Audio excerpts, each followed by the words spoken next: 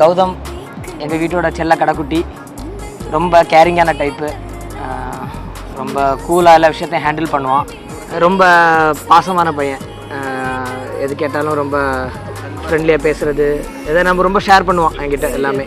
ரொம்ப தங்கமான குழந்தை, இது மாதிரி பையனை தேடினாலும் கிடைக்காது. ரொம்ப அமைதியான பொண்ணு, கரெக்டான ஜோடி, கரெக்டான பேர். இனிமேல் எங்கள் லைஃப் வந்து நல்லாயிருக்கும். கௌதமுக்கு ஏற்ற ஜோடி.